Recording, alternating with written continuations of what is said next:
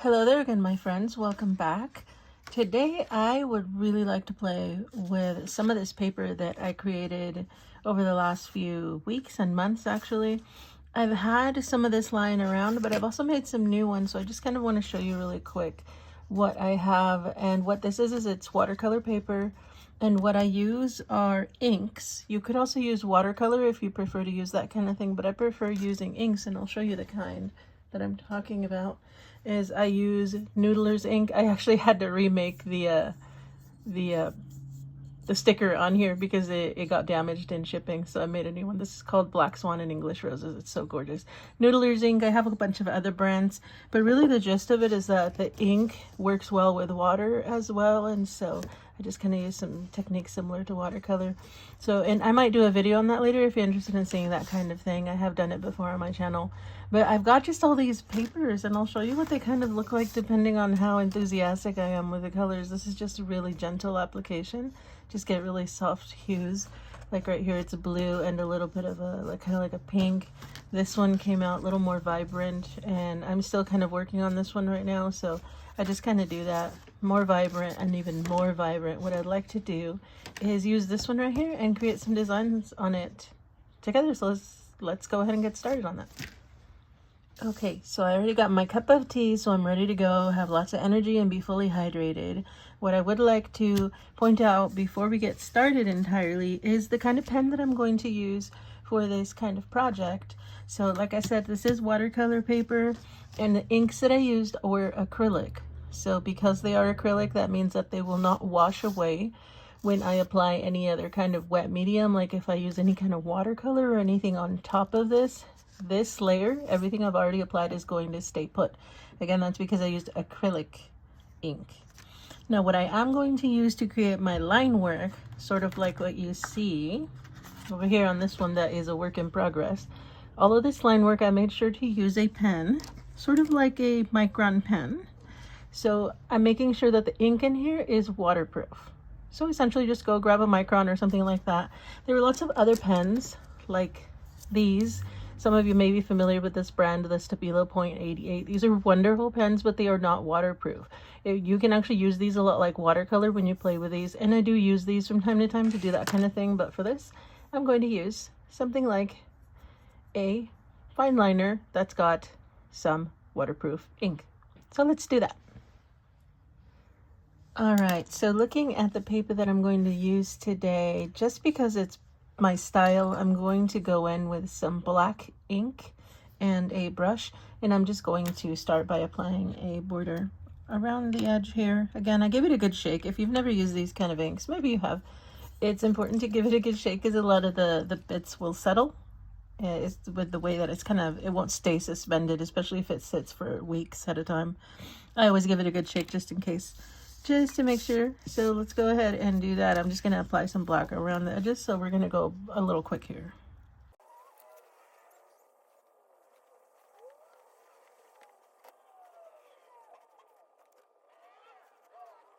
Okay, so at this point I'm really just giving the paper a minute or so, a couple minutes actually, to dry, just because I laid on the ink pretty thick there. And I can still see a spot that's a little bit wet, but it should be fine in the next minute or two. Now I can actually go forward and start doing some of the line work. I think that's going to be the best part here. Of course, let me make sure this is closed all the way. You really don't want this ink getting all over the place. It has happened to me in the past, unfortunately, especially during shipping, depending on who you order ink from. Oh my goodness, sometimes those bottles of ink get abused when they go through the mail. So it is always preferable to buy in person if you're going to do that kind of thing. Let's see here. So the one that I'd like to use to make my line work, I had it in my hand just a second ago. There we go, the 04. So that way it's not too small, not too big, just enough to get some decent lines done here. I'll even test it right here to make sure it's doing okay. Let's see, are you working tonight? There we go. Okay, it's got ink. And these pens, you actually can refill them if you buy the right kind of ink, and we can have a discussion about that later. If you're interested in that, let me know, because these are actually refillable if you find the right types of inks. Let's see here. So I'm going to get a little closer just because it's just so far away. This little sheet is only 5 inches by 7 inches. And I'd like to just keep a really simple kind of type of type of design here. I would actually like to keep some of the shapes that are already here. I actually usually don't do this. I usually don't maintain the shapes, but I think today I'd like to keep them. And so what I mean by that is, so right now I am kind of highlighting these pre-existing little shapes. I usually don't bother. I just draw right over them, personally. So I'm actually trying something a little different today. So I am kind of outlining them, just going over them with my pen. I'm not going to do all of them. I'm just going to do a few, just because I think some of them are very, very nice looking, I guess. Very, very nice looking. And so because I enjoy them, I'd like to keep them. My way of making sure they remain is by going around them. Let me see if I can find a few more. I actually kind of like this shape right here. Like I said, I won't do this with all the shapes that I find, but I will do it with some. I like that one. That's nice. It helps maintain sort of those, the abstract shapes, because as I start working and adding some of my line work, it starts becoming more organized, and it's always nice to have some shapes here that are very, very random. I think I'm liking that particular color, that sort of maroon color. I'm really liking it. So I'll grab these.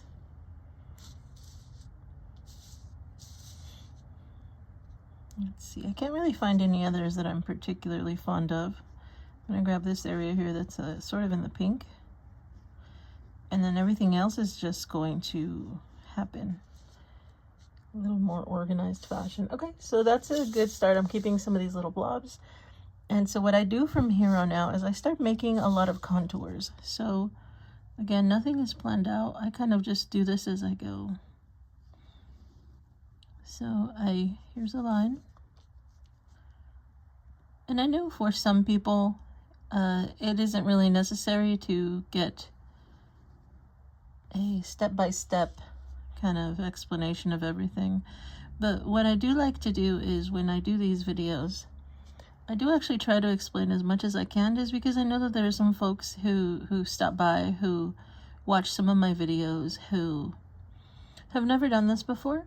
And I would like to encourage everyone to pick up a pen and just kind of sit down and play around like this. So I do my best to kind of explain, you know. Some of you may have been making art and drawing for years, maybe your whole life probably, right? But some people are new to this. Some people are retired. Some people have never given themselves the opportunity to draw. So that's what I do here, is I try to explain as much as I can. So you see, these are contour lines. What I'm doing is taking a surface that is flat. My paper is flat, of course, two-dimensional object for the most part. And I'm adding these lines to create the impression that there is more contours, that there's more ups and downs, that there's light and dark, that there are shapes. And they're happening very organically here. I'm not planning anything, so I'm just creating these kind of curves. And you'll notice the curves hug each other and go around each other and work around each other. Again, very organically, in a very unplanned fashion. You can create all sorts of effects doing this kind of thing, and I really would encourage you to play around if you want to with just a pencil. Pencil is fine. If you're just kind of getting into it and trying to figure out what happens, how you use it, you'll notice that as I go around, I change the length. I change the points at which they touch. I change the direction. I kind of work around and just let it happen. And in a few spots, you are going to see me also add black. Just because personally, one of my favorite things to do when I'm drawing this way is to create these really, really dark spots to really highlight the areas that are lighter. One of my favorite things to do is add lots and lots of ink, add lots and lots of dark spots. And what you'll probably be hearing throughout here is, in the distance, my cats are playing. It's very entertaining. I just fed them their lunch, and so they're actually running around my house right now, being little, playful little babies right now. They like to do this thing where they just chase each other around the house. So you may hear that a little bit. A little kitty cat party while I draw, which is the best, isn't it? So here I'm going to do that right here where I just make a little dark spot. And the good thing is about some of these pen sets, like this pen set that I have, and you can get them all over if you decide to shop on Amazon or you shop at like your craft store. There are all sorts of brands and they're all good. I've never tried a set of these pens that aren't good. So I'm at this point, I'm just gonna call them like micron pens basically. And the cool thing is they'll often come with a pen like this one that has a brush at the end. And what you can do is work backwards a little bit and just create these little dark spots like I am here. And that way it gives you a little bit more of something to play with and to kind of challenge you as you're drawing. So I do that often. I'm just gonna go around, create these little dark spots here and there. Again, it's a way to challenge myself to say, oh no, if I have an entirely blank page or just a page that is mostly uniform or just, like I said, flat, right? It's a piece of paper. It can make it really difficult to get started and to just start putting things on the paper. And so, though, as I say, this is a challenge to myself. It's forcing me to push myself out of whatever funk I'm in, whatever strange place my brain is at the time. I want that gone. And so I'm doing strange little things on my paper and these little blobs. So first the ones that I highlighted, and now these little black splotches in a way. I know I'm using very scientific terms right now. These little shapes are just a way to force my brain to do something different. And so it helps to kind of go back and forth, for me at least. So there you see I've got a few shapes going. I'm just going to keep adding to them. So here we are, more contours, and I think it's looking pretty nice right here. That's what's nice is when you have these strange, odd shapes, you kind of have to use your brain, kind of rack your brain a little bit and think, how can I fit some lines in here? And again, it's another good way to engage your brain. It's another good way to, maybe there's some stuff that's stressing you out, maybe there's some things that are worrying you. Well, you take this time and you instead start focusing your problem-solving abilities on something else, something that isn't whatever's worrying you, something that isn't whatever's stressing you. Instead, it's just lines. So there we go. I'm trying to figure out a way to kind of fit lines here. And now, of course, what I can do is I'll get a little closer. Again, for those of you who have never done this before, who've never played around this way, you can start, of course, changing up your lines. Here I'm adding a little spiral. Start adding spirals. That looks kind of nice. I like doing that actually. So I'm going to add a whole lot of these little spirals like this to start filling in a space, little circles and spirals. I know I've used this pen for a long time because the little end is starting to become sort of beveled from the angle that I tend to use it at. That's what happens when you keep reusing them. I think I've refilled this pen, how many times? Twice? Have I refilled it twice? And I can show you really quickly the kind of ink I'm using right now to refill it. This is a German ink. I actually can't find this online right now in the States, so I can't tell you to buy it. But if you're able to find something like this is a waterproof. It's called Documentus.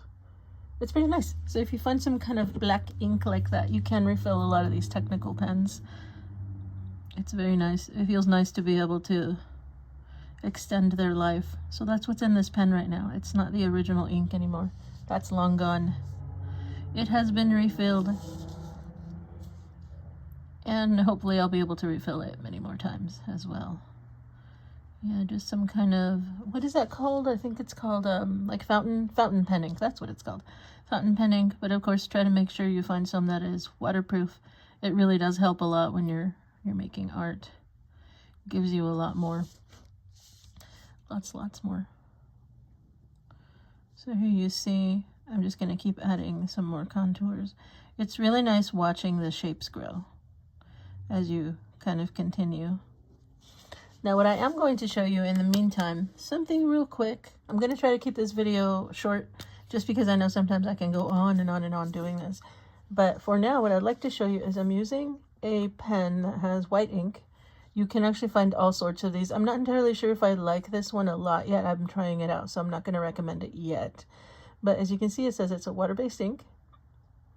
And all it is white. And I want to show you the magic that happens when you use white on top of your little creations like this.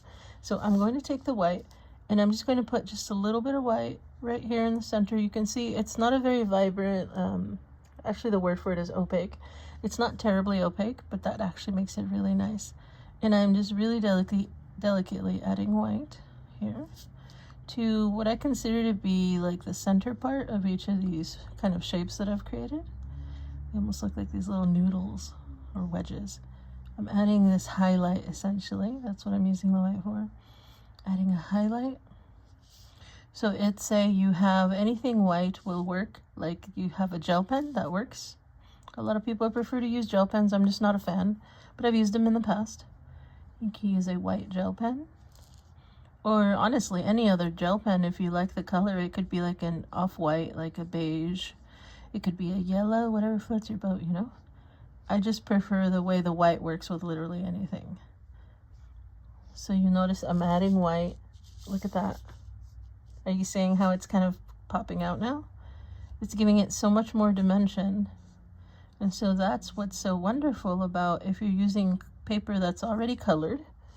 Maybe you had some fun adding some ink or something else. Like, again, I did not use watercolor in this case for my vibrant colors in the background because I didn't want anything on top interacting with them. So I used acrylic ink, and I'm just adding white as a highlight. And look at it, just changes so much. I know I said look at, sorry, I couldn't help myself. I was brought back to my childhood days and look at.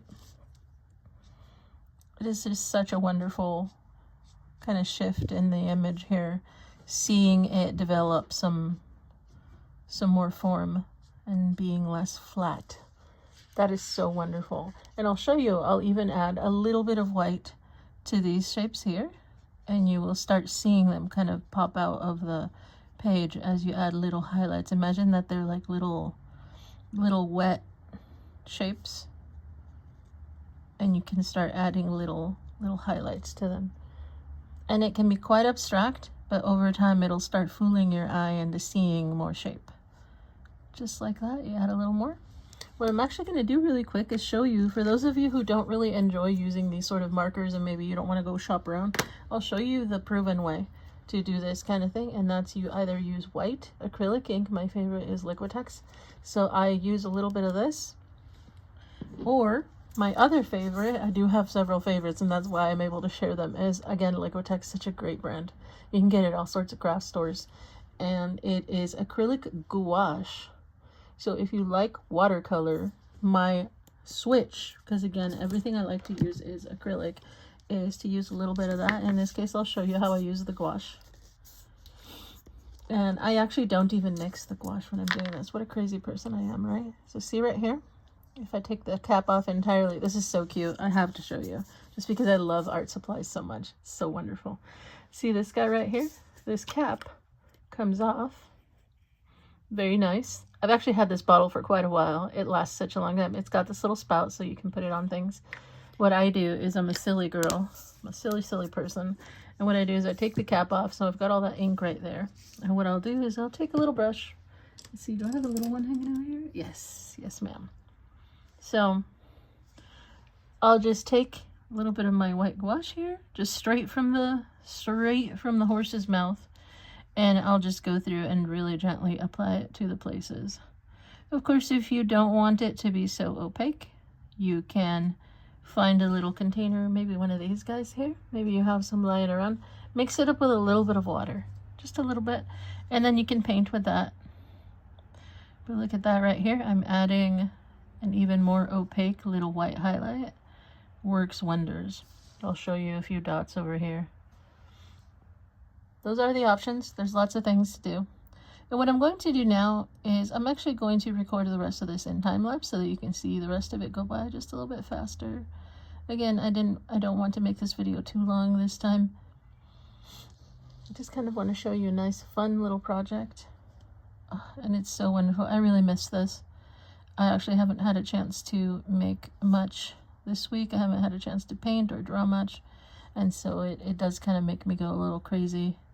So that's what right now is. It's just a little quick little sit down. I love this gouache. It's so wonderful.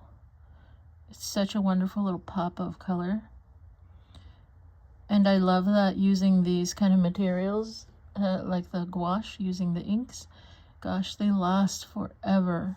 Forever. If you're ever upset about how quickly you run out of art supplies, I'm serious. Acrylic ink, forever. I am not sure I've ever actually finished a bottle of ink. I get more colors because they're so gorgeous, and same thing with this gouache. This is, how much is it? 2 ounces, 2 whole ounces of this. Lasts forever. I also got this in the black because it's so wonderful. Look at that. It just really pops out. So what I'm going to do is I'm going to work on the rest of this in time lapse, and I'll see you at the end.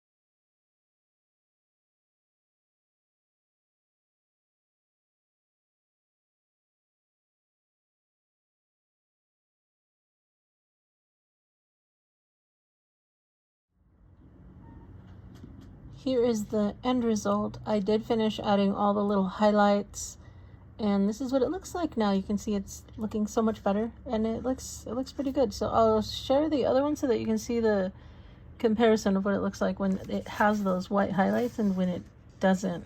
This is that other one that I showed earlier that it's kind of a work in progress.